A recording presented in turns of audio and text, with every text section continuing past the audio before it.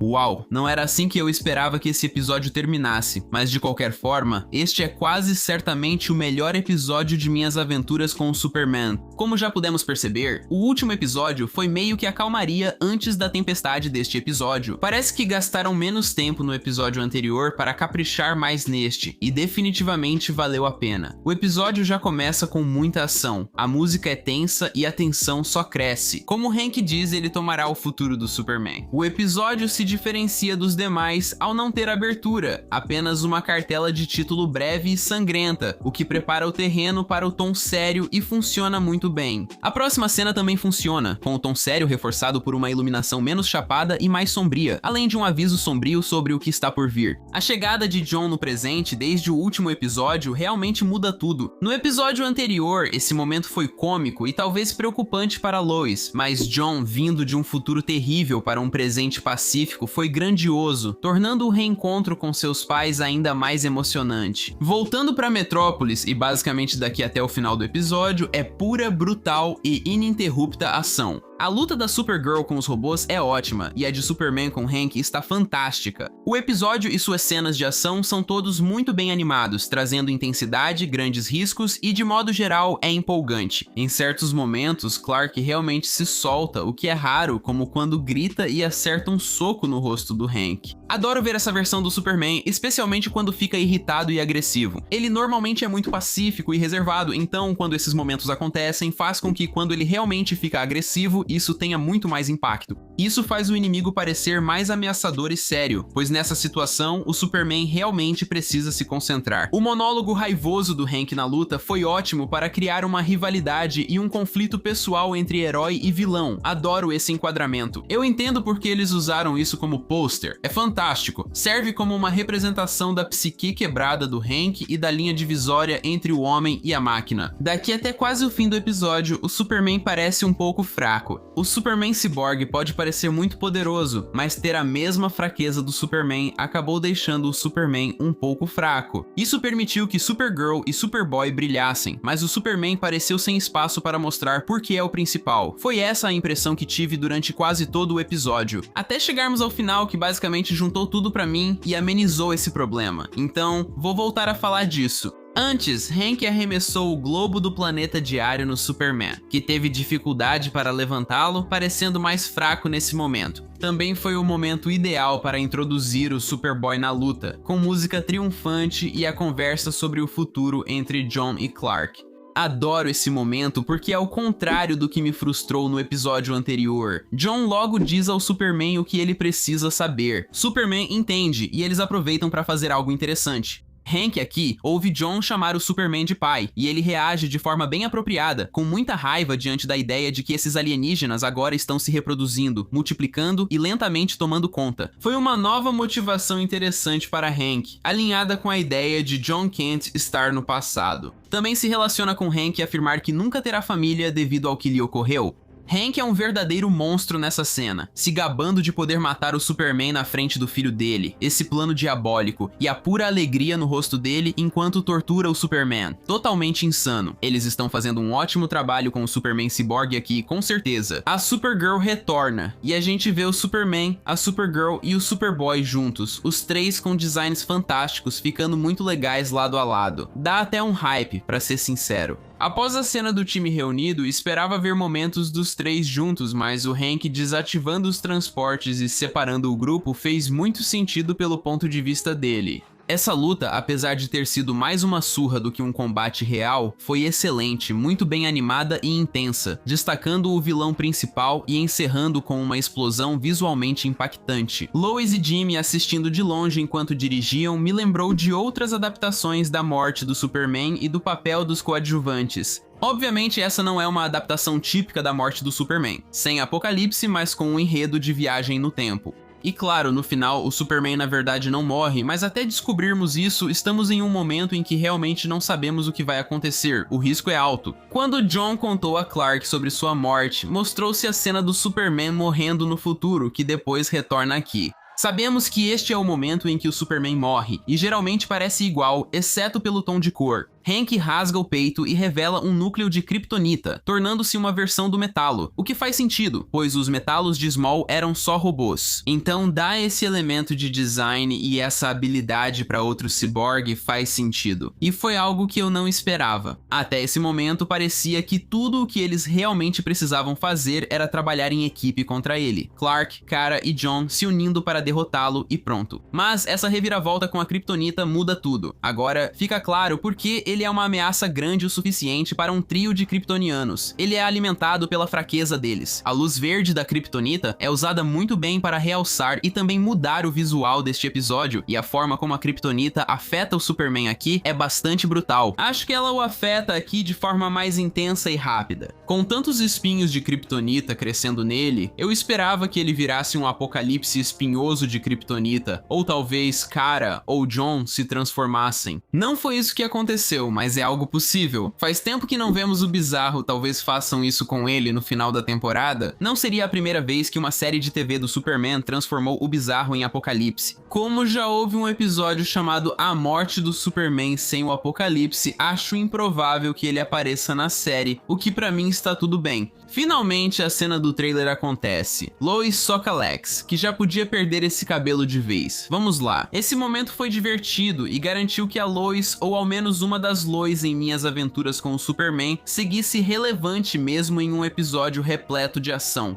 Parece que, mais do que qualquer coisa, esse momento foi o que mudou o futuro, desviando o foco de Hank do Superman para Lex Luthor. Nesse episódio, várias vezes o Hank quase matou alguém, mas outro super sempre aparecia com um soco surpresa para impedir. Achei repetitivo. Nessa situação, é o Lex Luthor quem o impede. Hank está prestes a matar o Superman, mas é parado pelo Lex. Hank vai matar o Lex, e ao fazer isso, também mataria a Lois, mas é impedido pelo John. Hank quase mata John, mas Kara impede. Você entende, e isso nem começa aqui na verdade. Eu adoro esse episódio, mas eles deveriam encontrar outras formas de inserir ou trazer personagens de volta, em vez de sempre surgirem do nada para impedir o Hank de matar alguém. Gostei do detalhe sutil de John ser menos afetado pela kryptonita. Isso já aparece antes de ser completamente revelado. Sempre achei interessante que, a cada geração de kryptonianos com humanos, os descendentes se tornam mais humanos e menos poderosos. Além disso, eles são um pouco menos vulneráveis à kryptonita. E como John é a próxima geração, ele é um pouco menos poderoso que Clark ou Kara, mas menos vulnerável à kryptonita, tornando-o o kryptoniano perfeito em certas situações, especialmente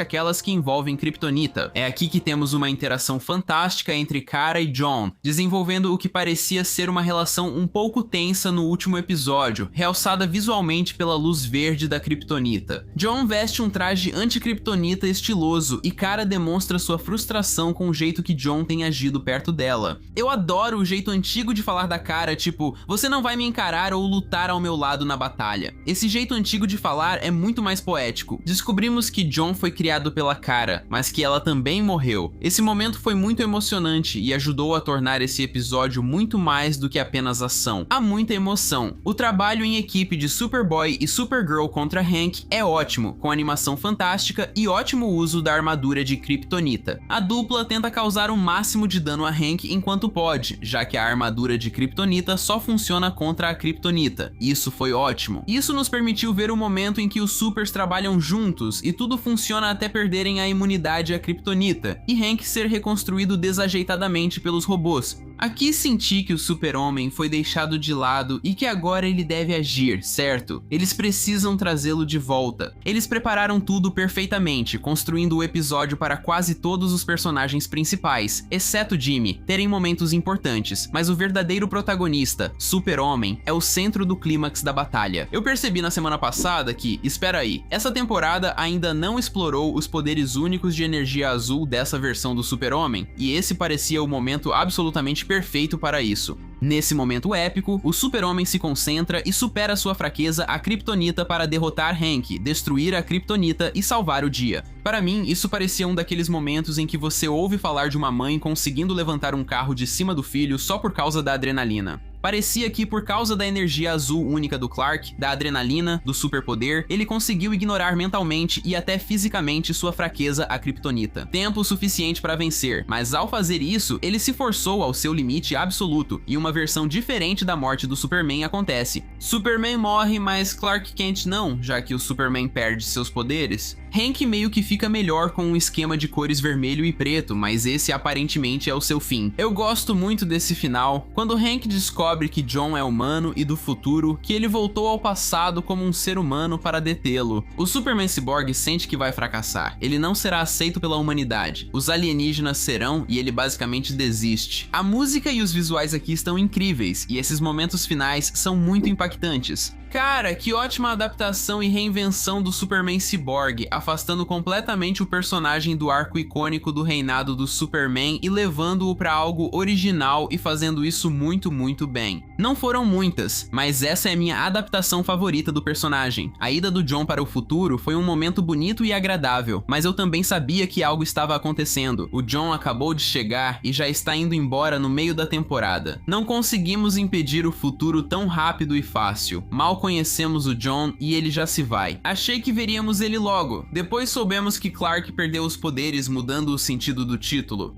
E eu acho que é aqui que o bizarro entra. A Supergirl continua, mas Metrópolis perdeu seu salvador original e foram de 2 para 3 e agora voltaram a um kryptoniano. O Bizarro com certeza vai fazer o melhor que puder para tentar assumir o papel, mas obviamente isso não vai dar certo. A cena fica mais sombria e começa a chover, e Lois diz: "Nós salvamos o futuro, não salvamos?" Fica claro. O que eu ainda não esperava, no entanto, era como exatamente isso afetaria as coisas. O que eu esperava ver era que iríamos para o futuro e nada teria mudado. De alguma forma, o Superman Cyborg vai voltar, mas eu acho que o que eles fizeram foi muito mais interessante. Tudo mudou, mas não necessariamente para melhor. Ok, a cidade não está em ruínas, o mundo não acabou, então é melhor, mas Metrópolis aparentemente está sendo constantemente monitorada por robôs, e parece que esses robôs são erradicadores trabalhando para Lex Luthor. Essa mudança na linha do tempo fez Lex Luthor passar de futuro membro da Resistência para vilão supremo, como deveria ser. Já era a hora. É curioso pensar que esse personagem começou como Alex, assistente de Anthony Iba na primeira temporada, mas deixaram a possibilidade dele se tornar Lex Luthor caso tivessem acesso ao personagem. Agora há uma temporada toda focada nele e a história que contam é simplesmente insana. Lex pode estar ligado ou aprimorado pelo Brainiac ou por tecnologia kryptoniana. Lex chama o Superboy de John Lane, indicando que as identidades são públicas. Por algum motivo, Clark Kent não está por perto. O símbolo do Superboy é vermelho e preto. Fico pensando se nosso John voltou para este tempo como outra pessoa ou se, ao voltar, ocupou o corpo do John desta linha do tempo.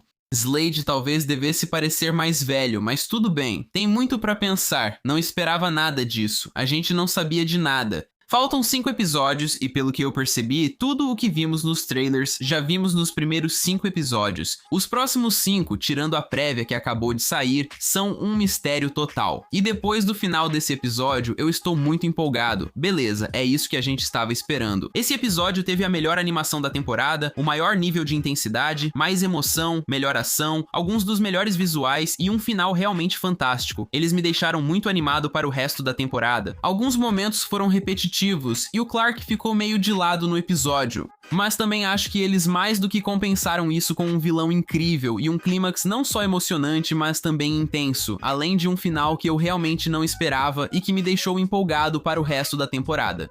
Não é literalmente perfeito, mas pelo meu sistema de avaliação de 1 a 10, chega perto o suficiente para merecer um 10 de 10. E, muito provavelmente, é o melhor episódio de minhas aventuras com o Superman, mas eu teria que voltar e reassistir para ter certeza. O próximo episódio provavelmente será um pouco mais leve, mas se a temporada conseguir chegar a um final nesse nível que amarre toda a temporada, essa quase certamente será a melhor temporada da série e, de modo geral, algo realmente fantástico. Deixe sua opinião nos comentários e obrigado por assistir.